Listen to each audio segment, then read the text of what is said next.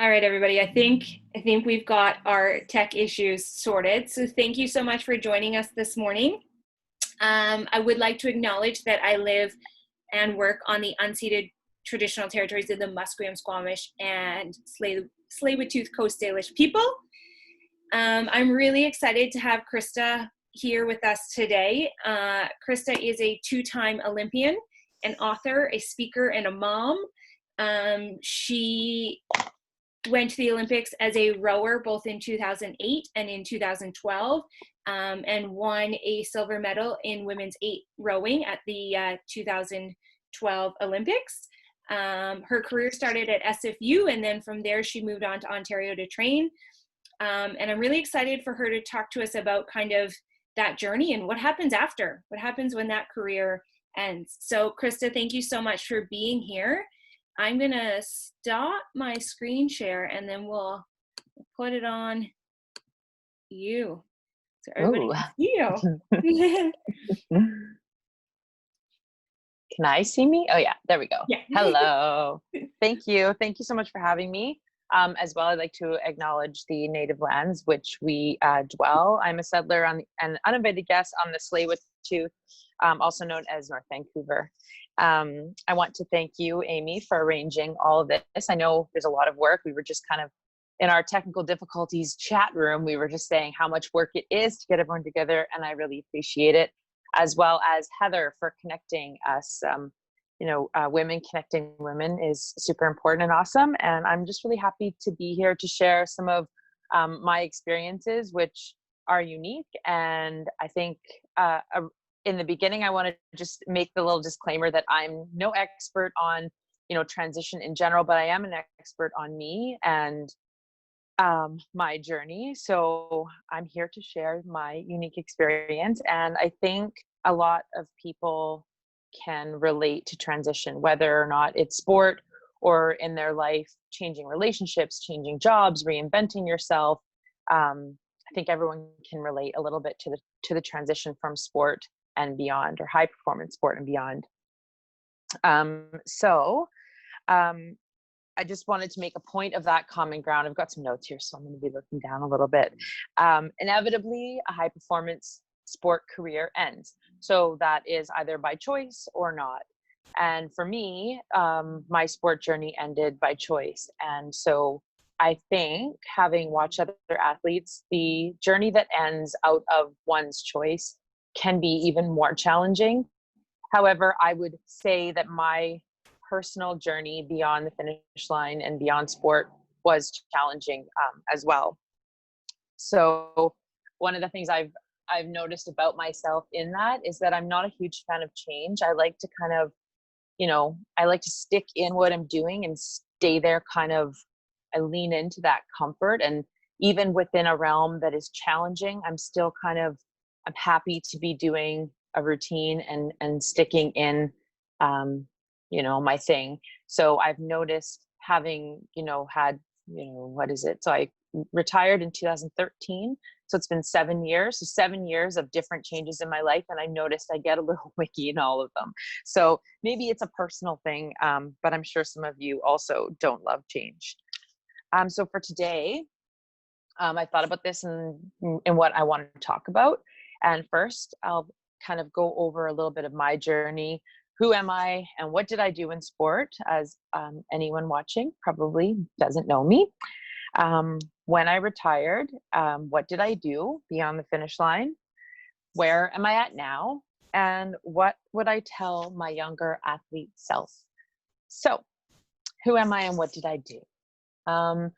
I grew up in Coquitlam, Port Moody, and I went to SFU as post-secondary. So a lot of people are shocked when I say that I didn't start rowing until I was 21.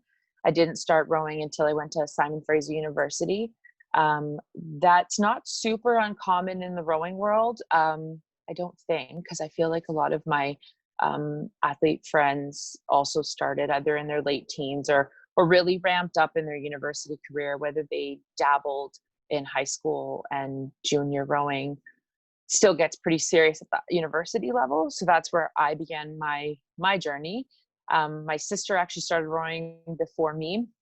and I copied her. I think I was watching her have so much fun and challenge herself in the sport. And I immediately was like, I think that rowing kind of had a little moment where I'm like, I think rowing might be my sport. I might finally find something in this sport that requires you to be somewhat tall, or tall. I'm 5'10" ish. Um, and I had really not excelled in any sports growing up. So they always wanted me to play basketball because I was tall, but I'm not very inclined at ball sports.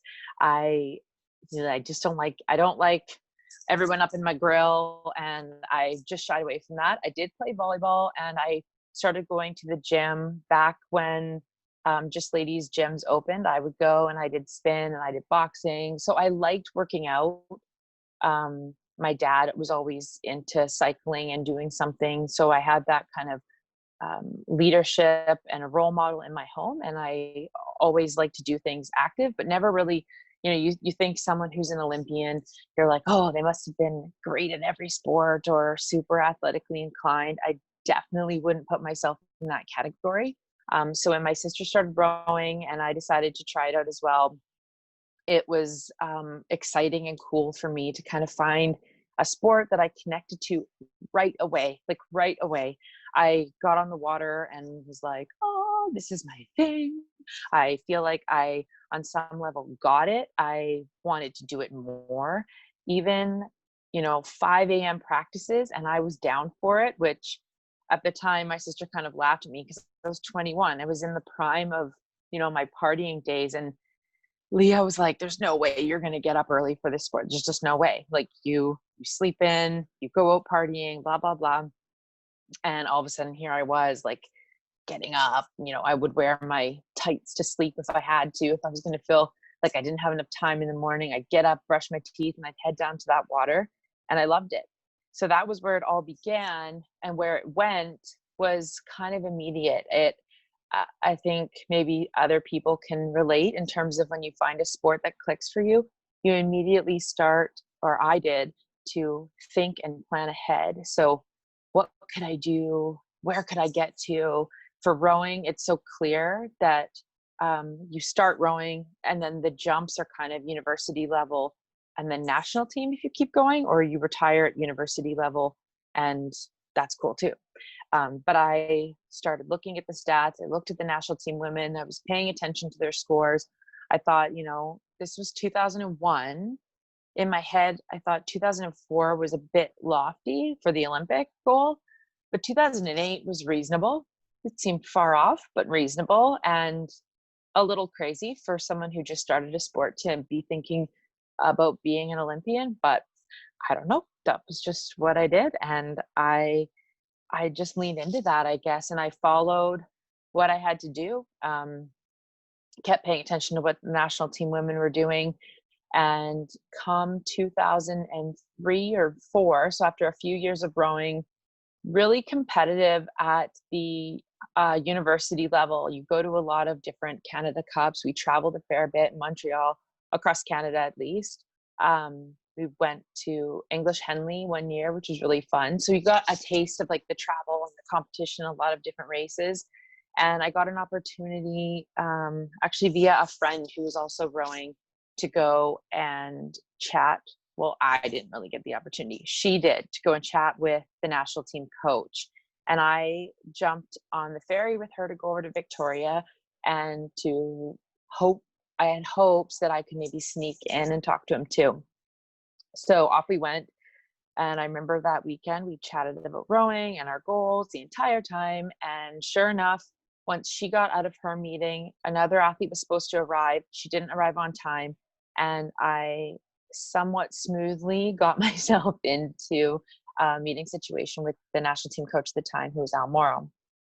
And I asked him if I moved to the national team training center in London, Ontario, if I would be welcome, and if he thought that was something that someone like at my level, being kind of finished my university degree and on the cusp of that like next kind of bracket right before national team, that was something I should do. He was super awesome and encouraging to me. He said absolutely. His his motto was, if you want to be the best, you have to be around the best. Surely advice I would give to an athlete now too, you have to be seeing what the best of the best do. You have to see how they train. Sometimes you could be way off the mark being far away from that, if you don't know. And being immersed in it was key, and was key to what ended up being the next step for me. So I did move out to London, Ontario. And at the time, I was only there for the times that you were on the water. As you all know, Ontario is cold, or you probably know that. And the lake freezes. So I would come home during the winter months, and I would go train and do whatever would come about during the summer months, which included a long journey to kind of get on the national team itself. Like, you can be there, but you're not really on the national team. No one's on the national team for rowing unless you're in a boat racing at a national team event. So basically, I just worked my little butt off until I got acknowledged to be one of those people. And that happened 2004 was my first, was it 2004? 2005 would have been my first kind of summer months where I got to race at the national team level. It was super exciting, and that, shift was another benchmark and super motivating for me to kind of dig in and hang on for the coming years. I think sometimes when people think Olympics, yeah, they're every 4 years, but everyone's training day in, day out, leading up. And so that's what I was doing, all in, neck deep in rowing. So fast forward to 2007, that was the year before the Olympics, is a qualifying year for events. So the people rowing in the boat qualify the boat for the Olympic Games, but it doesn't mean that the people rowing in said boat go to the Olympic Games. So 2007, me and 3 other women were put in a quad. So that's a 4-person boat, 2 oars each, sculling. And we came 5th, and top 5 made an Olympic spot. So that was super exciting. I think in some ways a little bit surprising, not only for Rowing Canada, but for us. We did it. We were a bit of a motley crew. We hadn't had a women's quad since in the 90s. So it was like super exciting for us, me and my teammates, to, make that boat become an Olympic spot. The following year was quite a journey to the Olympic Games, and I won't go into all the details, but it was tumultuous. And we ended up with some injuries and some politics and drama. Pretty exciting, I guess, but not in like all the greatest ways. And we put it all together. We got to go to Beijing, represent our country. Beijing put on a spectacular Olympic Games, in my opinion. I thought that was like the most fun thing ever.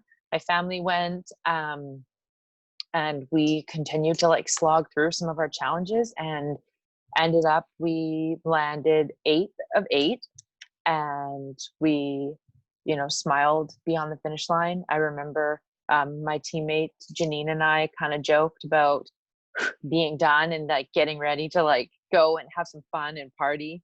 I walked up, there's a kiss and cry tent at the end of each rowing race at the Olympic Games. So you kind of go through some media, and then you go and you can see your family. My mom saw me walking up and saw me smiling, and was like, okay, looks like she's not done. And I had planned to be done. I had packed up all my stuff. I had sent it all back to Vancouver. And I think, crossing the finish line in last position gave me the perspective that I wasn't done. I had more to do. We could have done better. It's like, you don't know until you know. So we finished, and I knew. Suddenly, probably all the things that people had told me, I knew that we should have handled ourselves differently at certain junctures, ways that you couldn't have gone back and done. But having had the experience, you as an athlete learn how to kind of defend yourself and get through those times. So going on from there, I'll go kind of fast because it's not really the point of what I'm here to talk about, but I think the journey is so important to understand beyond the journey. So leading from 2008, I did retire, came home, I think I spent a couple of months at home before I went back to the training center to do the post-Olympic year. Is in some ways can be a bit more relaxed. It's where everyone kind of starts to find their groove. We had the same coach from the Olympic Games, and there was a little bit of still politics and a little bit of drama around that. So I went back and I switched now from sculling into sweeping again, because the focus was always the women's eight. The women's eight is the big kahuna. That's the boat that like Canada always wants to put forth. We've had a great history with that boat. It's an exciting boat. It's just all the things. So when I went back, it was kind of like, okay, now my focus is to do what I started rowing doing, and that's to sweep with one oar and to get in that women's eight. So that year began. Fast forward a little bit, we lost that coach, which was probably a blessing. At the time, it felt like a blessing. It felt a bit crazy. I think my teammate Janine called me and was like, a coach just left. We don't have a coach. We're going to get a new coach. You need to come back. And I was like, okay, this is motivating and exciting, and who knows what the heck is going to happen. So I went back to the center and everything changed. It changed on a dime. New motivation, new blood was coming. In a way, it was like, oh, we're going to be saved. We had so much potential, and I don't think we reached it. So with this new groundwork being laid, much by Al Morrow, who was kind of taking over in the interim, it was amazing. We got into doing weights. We had to be accountable in ways that we hadn't necessarily been accountable before. And the momentum started to build. By 2010 World Cup, we had a new coach, and we were invigorated and motivated at the Women's Training Center. So I was a part of a huge turnover, and it was just really great to catch on to that momentum and to be able to use all of the things in my past that I had gone through and learned and done to now work towards this new success in this new Olympic quadrennial. So pedal to the metal, 2010 was a really successful year for the women's team. We moved towards the 2010 Worlds. We won our first silver medal at the 2010 World Championships in the women's eight. Fast forward to 2011, we repeated our performance. Our performance felt much different, but it was a repeated medal. We were right on track. We qualified for the Olympic Games with that second spot, and we were moving towards the 2012 Olympics. So we duked it out that whole year. We were always duking it out, but that was particularly tense going into that Olympic Games. And I struggled from my seat, but I made it. And we went into the Olympic final so ready to go. So we had turned every stone. We had done so many things that we didn't do. I personally didn't do in 2008. And we won a silver medal, and it was so exciting. It was another exciting Olympic Games. My family was there. All of our teammates pretty much had family there to represent and to be in the Canada section. I think that was the most incredible experience one of the most incredible experience I've had, especially obviously in my sport career, but in my life. I'll never forget that.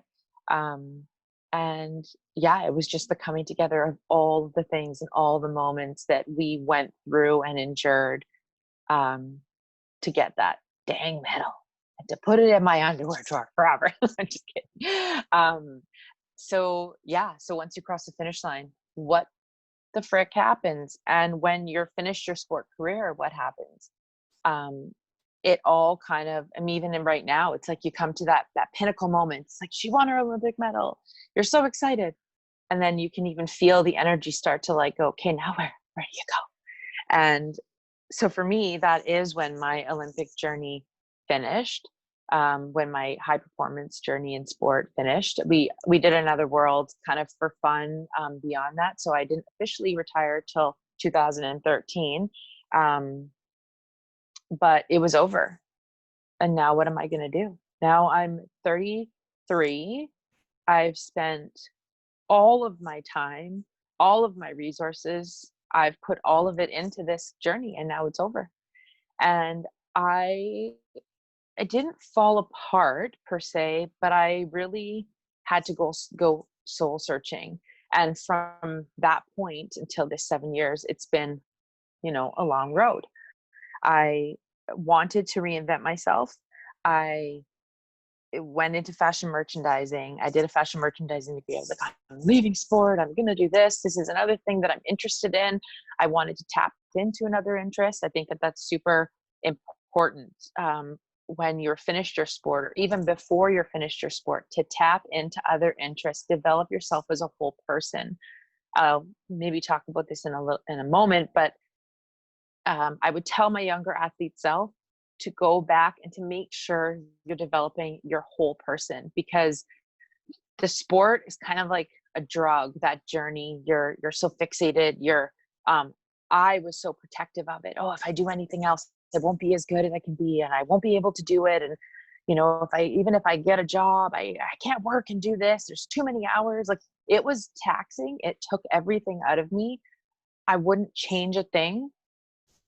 But if I could have seen, or if I facilitated seeing another place where I could develop myself as a person or my interests, I would definitely do that. And I would make sure as a coach, I'm facilitating athletes to do that. And as teammates, facilitating your teammates to do that, because it's crucial to beyond. This will end. And what are you going to do beyond if you are hanging on to that thing that you did before, which I definitely did. I went from the fashion merchandising degree, and I kind of struggled, and I ended up back in the sport world. I got a job at Laumann. I kind of developed, some of my skill sets there. I worked in store. I worked in the e-commerce team online, in the head office. And then I started to struggle and couldn't figure out what I was meant to do. I was always kind of fixated on what was my next big achievement, what was the next big thing that I was meant to do, supposed to do. And I just wasn't happy. So I left Lulu. I focused on writing the book, which was something that I had said I wanted to do, but I wasn't doing when I was working at Lulu. So I wrote this bad boy, and basically I wanted to share my struggle and my journey to create a place where people could feel like they're not alone. Because I felt like so many times, I mean, even when you're in your sport, or when you're challenged, you just feel like you're kind of the only one that's having it. Like, why am I the only one that's having such a freaking hard time with this? Like, my other teammates seem to be moving on. You it doesn't seem that hard for them. Like, even in the journey of motherhood, same thing. It's like, why are my kids challenging me so much? This is a place where you can feel like you're not alone, because it's freaking hard. And I was struggling. And so I really I felt like that transition from sport to real life was something that we don't often talk about. You see athletes high on a pedestal, and then they just disappear. Where do they go? What are they doing? Are they successful? Are they struggling? We don't really talk about it. So it was something that I kind of wanted to put out there when I was kind of in that moment myself. I worked that kind of following the book launch. So I finished in 2016. And I spent some time kind of working on, branding myself, putting myself out there for speaking, seeing what I could make of it. And I think I wouldn't be far off to say that I was kind of struggling in that too. Just nothing felt like it was clicking. And I've always been doing lots of things, but just never felt fulfilled in what I was doing. So I was right back into sport. I got into spin classes. I was really fit going into 2016. Like, I was having like a physical renaissance of fitness. Super motivated as the 2016 games were coming. So that was the first games past my games. And you can't kind of watch without extreme interest in a personal way. I feel like I'm interested in the games every time they happen, but this was more set of personal attachment. So I was teaching spin, I was doing kettlebell classes, I was, deep in all of this. And then going into July of 2017, I met my now husband, which was one of those things, back when I retired at 33. It's like you have to rebuild your whole social network. I had been away in London, Ontario, and traveling. I hadn't been here. You know, my friend network wasn't the same. I didn't have my teammates when I came back. I felt like I wanted to meet someone and have a family. I was trying to date. That was like another thing that was going on for me. It's like you're trying to build your career, you're trying to build your personal life. I felt like all at once, and it was extremely overwhelming. So for me, that all kind of came together in 2017 when I met Dave, and we got together and made everything happen extremely fast. We were married the following summer, and we were pregnant at our wedding. Riker was in my belly, and he was halfway cooked, and he was born in November of 2017. I've had another baby since then. She was born September of 2019. We have 2 dogs. We moved twice. And I've had countless family milestones occur. I've got a bushel of nieces now. So like so much has happened. As I reflected kind of on the where am I at now, so much has happened. So much life stuff has happened. Stuff that I didn't allow to happen when I was doing my sport career. It was so intense. It's not, I don't know if it's like this for everyone, but for me, I wasn't doing anything else. I was just working out, training, going home, rowing for that whole 2001 to 2013. That's like a long time. So I feel like for many athletes, even for athletes that start younger, it's really, really intense. It's a gift. We've been given an amazing gift to learn and to be immersed in something so spectacular and so special, but you have to protect your kind of self and mental well-being, to kind of focus and make sure that you're developing yourself, like back to that point of developing yourself as a whole human. I feel like it was something that I didn't realize was as important as it is until I've had hindsight. So going into kind of my 4th point, what would I tell my younger self? I have a couple of pieces of advice. Okay. So I follow the Birds Papaya. I hope everyone follows the Birds Papaya. Sarah Landry, she's amazing. So much body positivity, life positivity, and she's hilarious.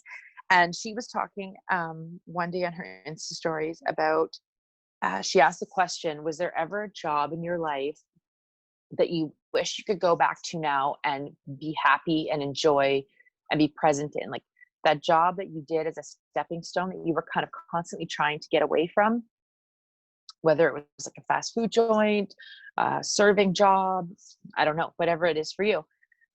I could totally relate to that. I rewinded back to Lulu, and after having come out of the Olympic Games, I couldn't help but feel like working in a retail store selling stretchy pants was below me.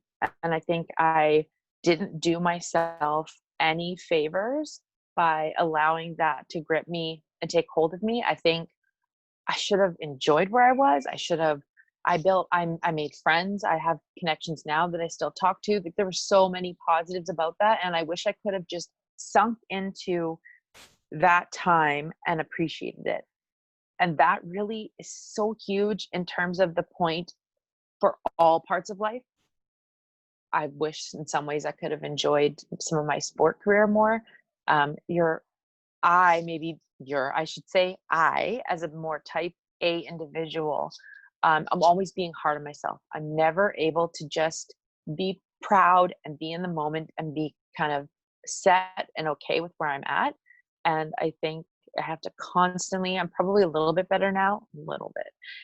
I have to constantly remind myself, chill out. You're doing great. And where you're at is where you're meant to be. And in that, you can maybe enjoy a small part of what you're doing. So I think I would watch my younger self. I'll watch my kids when they are struggling inevitably in those moments, to remind them to just be happy with where they are for right now, because yes, it's a journey. Yes, you're going to move on. Yes, you want to move on, but it doesn't mean you can't be happy with where you are right now. So that's my first one. Second,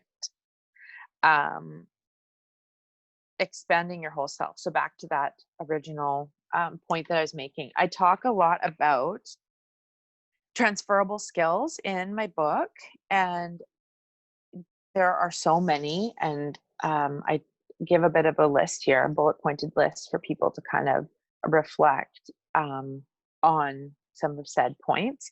But in order to use them, you have to find a place to put them. So if you have all these great skill sets, but you don't know what you want to do, you're not going to be able to use them. So you have to find that place where you're going to put them.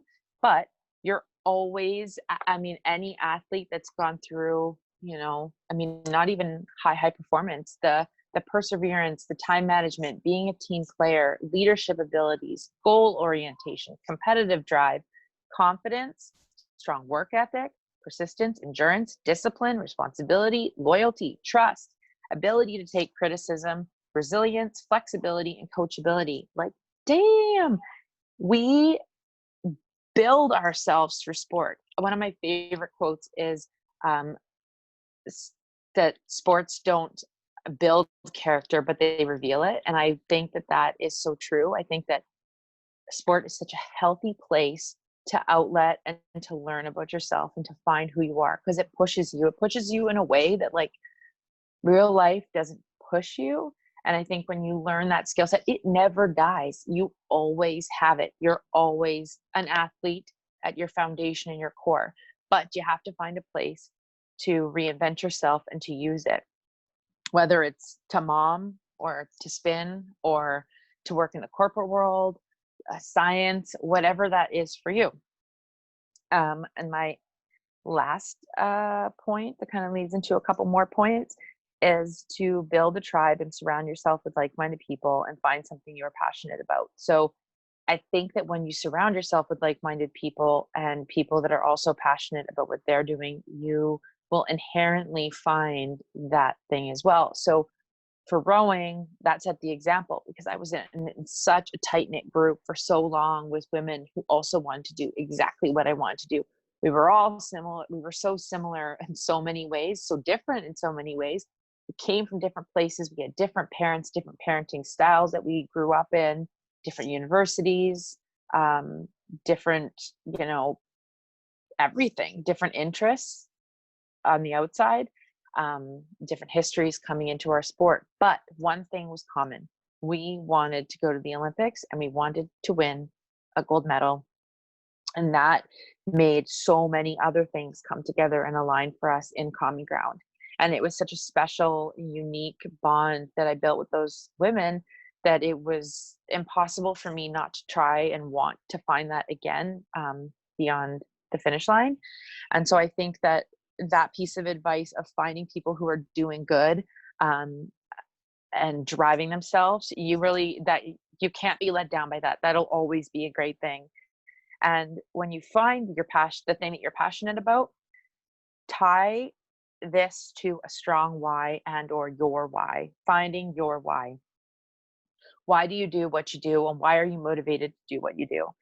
So how do you find this? I found some tips by Margie Worrell. I think a lot of people, this isn't like earth-shattering advice. One of my worst criticisms that stuck with me of my book was that the person wrote they wouldn't pass it on because it was filled with cliches and repetitive. But that, in my defensive response to that, that's kind of life. I feel like I don't know if it's just me, but I repeat the same advice to myself over and over again, and I'm faced with the same challenges over and over again.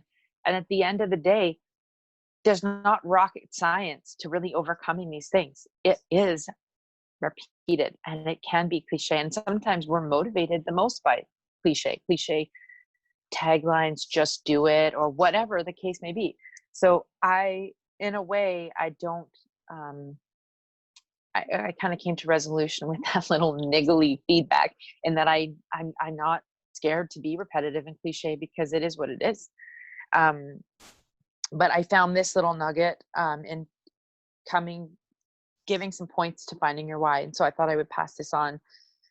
What makes you come alive? What are your strengths? Where do you add the greatest value? And how do you measure your life? So what do you stand for and what do you want to stand for? And this inevitably should help you in reflecting on what your why is. So for me, I have always been driven by people. I think I found a sport that was connected to people for that reason. So if with rowing, it's not an individual sport in many ways. It's not something I just got out of bed and was driven to just go, for example, like jump on my bike or go for a run by myself. I don't think I would have excelled in that sport, those types of sports. I liked showing up and jumping in a boat with people and working and fighting and stressing about getting that boat to go as fast as I possibly could. That was what drove me. That's what lit me up. Even in the moments that I hated it, it still was firing me up in a way that I don't know nothing ever has. So I found it made me come alive for sure. And if you don't know where you add the greatest value, which I think sometimes it's hard to know yourself, ask your teammates, ask your peers. They will definitely have, in working with you constantly, they're going to have the best perspective on where you help and add the greatest value in challenges of working or in your sport. And the little nugget that this person, Margie Worrell, was talking about in terms of finding the why, it was to have perspective on the job you're doing, because you can execute your why in any job. It doesn't have to be the job that you're meant to do or that you think you're meant to do or your calling or whatever, if anyone even feels that when they're doing anything. I'm not sure. I haven't ever come to that place. I did feel like rowing was my calling at the time, but not like my life's purpose. And if you have that, like, kudos and congratulations to you, because that's such a great place to be. But inevitably, it's not the job, but it's your attitude towards it. And that kind of sunk in with me, back to that being happy where you are and being able to be where you are and appreciate it.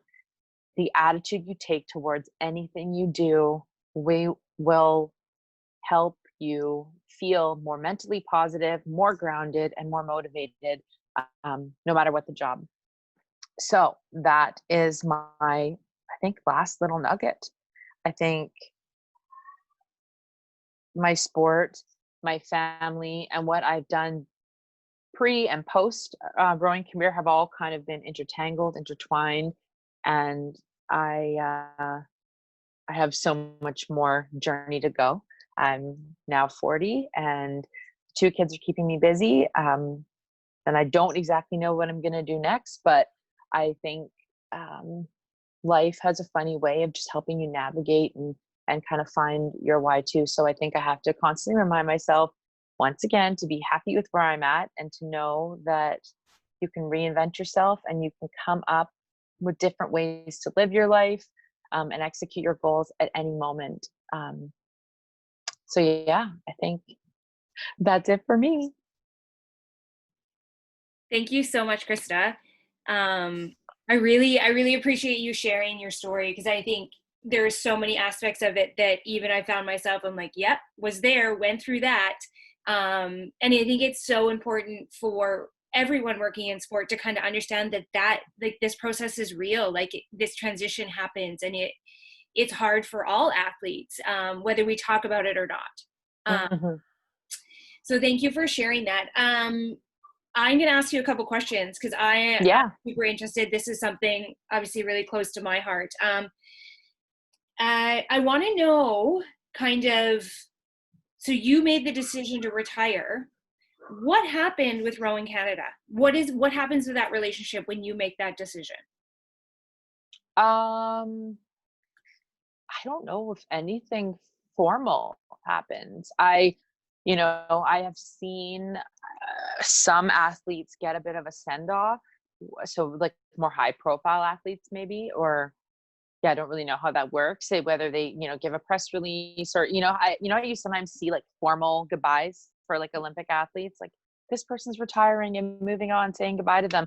That didn't really, if it did, I've lost that memory of it. Doesn't have not a standout to me. So that relationship kind of just ends. And I think there has been some initiative to engage alumni, but it hasn't really stuck, in my opinion. I don't feel engaged with Rowing Canada. I don't donate back. I mean, there's random anniversaries and things that we get invited to, but other than that, I don't feel in the loop, in the know. And I think that's a point. That's a good point, especially for, because it's such a huge part of your life and you gave so much to your sport. And I think that alumni could be utilized so much more thoughtfully. Yeah, so that kind of brings me to my next question, is because and I think this is not to slight Rowing Canada, but this is across the board with all organizations and institutions. It's kind of like athlete career ends and that relationship ends completely. So then my question was, did you find another athlete that you ended up being able to talk through these experiences with? And if you did, like, how did you come about building that relationship? I don't think that I did. I mean, my family is athletic, and so I think I've always had a place to sound off with them, and I am still very close to my teammates. That being said, I kind of laughed in reflection as I was kind of going through it and writing the book, because it's not like I called them. I didn't call, Janine or Darcy or Andriane or Ashley and say like, hey, this is sucking. Is it sucking for you too? Because I didn't want to be like Debbie Downer and call and be like, hey. And like I said earlier in my chat, I felt like they looked like they were doing it great. They looked like they were and I felt I was isolating myself in my struggle. I think this is like, mental health 101, probably, when you're feeling like you're spiraling or circling the drain. You think you're the only one. And so you kind of like shut everyone out. I sounded off with a lot of people who didn't understand, maybe. And I think in doing that, I maybe gave myself a reputation. Like, I'm looking back now going, oh, those people must have thought I was like out of it. Like, they must have like just not getting it. You're not getting life, Krista. But if I was talking to someone who knew, then I think I would have been more well received, like, so I think, yeah, you're touching on another great point, that finding kind of a peer, someone who's gone through it, which is where alumni could come in, because every quadrennial people drop off. That could be a great way to network. That being said, I've also thought it's really hard to, like, when you're in the moment, to take the help, like when you're post sport and they're like giving you like, oh, career, you want to do career development, or do you want to do like financing development, or do you want help with your resume? You're like, no, I don't even know what I want to do. I just want to sit here and stare at the wall. And it's really hard to take the help. So that is another place, another reason, back to that point of developing yourself as a whole, laying that groundwork where you're going to go after, because you're going to feel not great. But if it's already laid out, then you'll just have a place to lean into, versus having to create a whole system for yourself, because the whole creation thing is just too much. It's too overwhelming. Yes. And I think it's such an important point to recognize that. And I liked how you brought it all together. It's like, not only are you reinventing who you are, you're reinventing your social network and all of those things. Like, everything is being reinvented. So I think it's so important for people to understand. We have a question from the audience, and it says, I'm curious if you have more insight on how a coach can help athletes find their way to develop the other part of themselves during the athletic career. Can it be built into training somehow? I think it can. And I had made a point that I never ended up making in my talk. So just a little bit about some of the things, examples. I started rowing in 2001. I was at university level for 3-4 years. And I graduated in that time from university. I didn't go to my graduation ceremony because we were having a camp somewhere on the island. And I was the first person on my mom's side of the family who'd ever done university and graduated. So it was a big deal to them. My mom was like, I'll fly you back quickly. You can go to your ceremony. I'll get you back. And he was kind of being like, no, like if you're going to be here, you got to be here. And that relationship with him, I was so intensely committed that the thought of letting him down and going to I just like, I cannot even juggle the stress of that. It's just not happening. Sorry, mom, I'm just not even going to bother. My best friend from like elementary school got married. I was her maid of honor. We were going to sleep over together, wake up in the morning, get ready like you do, because that's so fun.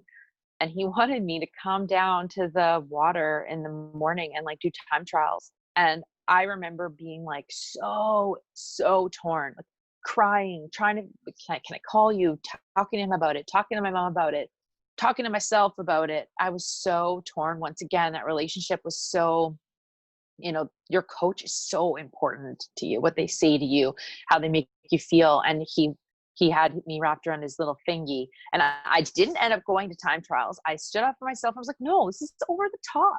I'm not coming. I'm going to her freaking wedding. I'm not going to come to time trials, drive all the way back, feel exhausted, all sweaty in my spandex. And like, no. So I didn't do it. Thank God I didn't do it. I think it's so important. Like university, that had no impact on I had to redo all the trying out in the world later on to go to the Olympic Games. Let them do their shit outside of sport. Facilitate space to not be there. You don't always have to be there. Yeah, whatever. I was maybe the athlete that, wasn't always, I got kind of a reputation of being like, maybe I wasn't always a rule follower, or, I didn't always train when I wasn't being watched as hard as I could. But like, at the end of the day, like big picture stuff, being a part of your other things in life is so important. So that 100%, don't be the buzzkill coach. Don't be the like guilt tripper coach. You don't always have to be there. You have to be there a lot. And I think most athletes that want something will. And to facilitate it within training, I think having sports psychologists come in, we had a lot of that at the national team level, having someone come in and talk, or having other athletes come in and talk from their post-sport careers. What are they doing to give examples? I think that those places where you're doing your team building and stuff, that is where you could develop that. And just to keep that kind of conversation going, like what else are we doing? I appreciate you sharing that coaching relationship. And I think it's so important, both as athlete and coach, to understand the influence that we have over each other and how we can make that positive, or it can become very quickly a negative relationship. That makes me wonder then, so you guys, with that coaching change, or when did you notice that was maybe not the healthiest coaching environment? Like, when did that happen for you? Well, to be honest, I think every coach I've had, maybe not every coach, there have been little unhealthy nuggets from all, like, it's a really weird relationship. And I mean, now I'm thinking about it because we're talking about it even more, and I'm like, what the heck? But that particular one, I mean, he was unorthodox from anything I had ever experienced. I think from anything Rowing Canada ever experienced. I think they took a gamble on him. He was quite a character. Like, he told some wackadoo joke like day one, and we were all like, okay. Like he said, just to give you a bit of a kind of idea, he said, I can't make pigs into racehorses, but I can make very fast pigs. Something like this. Yeah. There was always something like that coming out of him. And I think he got in, I think they gave him all the reins, and he got in over his head. And all of a sudden he had, that year we qualified the women's quad. The women's 8 missed by 1 seat. Rowing Canada really wanted an 8. They threw all the resources they had at the time towards making that 8 happen. We had a ton of depth that was in that 8. And we were kind of like second string. We were the afterthought. It was like, they're not going to win a medal. The chances are they're not going to win a medal in that boat. We want this boat. This boat has a chance. So everything's going towards it. But he had to coach both of us.